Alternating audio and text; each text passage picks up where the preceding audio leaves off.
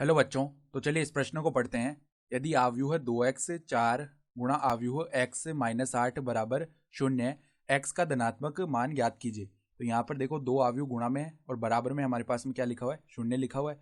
तो हमें x का धनात्मक मान ज्ञात करना है। तो यहाँ पर ये जो 0 है ये आव्यूह को ही प्रदर्शित कर रहा है, क्योंकि आव्यूहों को गुणा करने पर एक आव्यूह तो प्राप्त होता है। ठीक है, तो x का धनात्मक मान याद करना है हमें। तो प्रश्न में आगे बढ़ने से पहले इस प्रश्न से संबंधित जो मुख्य अवधारणा है उसकी हम चर्चा कर लेते हैं। तो देखो मुख्य अवधारणा, यदि हमारे पास में देखो एक आव्यूह है ए बी, ठीक है, और एक दूसरा आव्यूह है सी डी।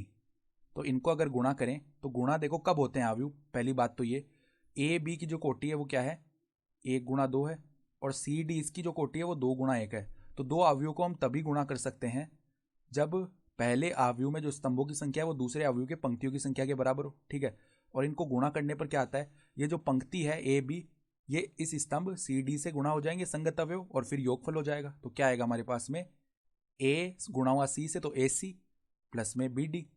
तो एक ही अवयव आएगा, ये 1 गुणा 1 का अवयव आने वाला है। ठीक है, अर्थात इस अवयव के अंदर एक ही अवयव आ जाएगा।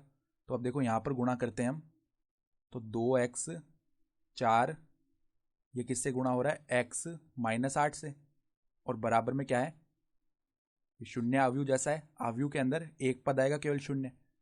तो यहाँ पर देखो गुणा कर लेते हैं तो क्या बनेगा, 2x गुणा हुआ x से तो 2x स्क्वायर, और 4 गुणा हुआ माइनस 8 से तो माइनस का 32 बराबर में है शून्य अवयव। तो यहाँ पर देखो अगर दो अवयव आपस में बराबर है तो इनके संगत अवयवों की तुलना कर सकते हैं। तो 2x स्क्वायर माइनस 32 बराबर में हो जाएगा शून्य के, अर्थात 2x स्क्वायर का मान किसके बराबर आ जाएगा, 32 के। अर्थात एक्स स्क्वायर का मान किसके बराबर आएगा, 32/2 अर्थात 16 के बराबर। ठीक है, तो x का मान क्या आ जाएगा, प्लस माइनस वर्गमूल 16, यानी कि +-4। लेकिन हमें सवाल में बोला है कि x का धनात्मक मान ज्ञात करना है, अतः x का धनात्मक मान क्या हो गया, x का धनात्मक मान क्या हो जाएगा, x बराबर में 4। ठीक है, और यही हमारा क्या हो गया, उत्तर भी हो गया। ठीक है, तो ये हमारा उत्तर आ गया। तो आशा करता हूं कि आपको ये प्रश्न समझ में आया होगा। धन्यवाद।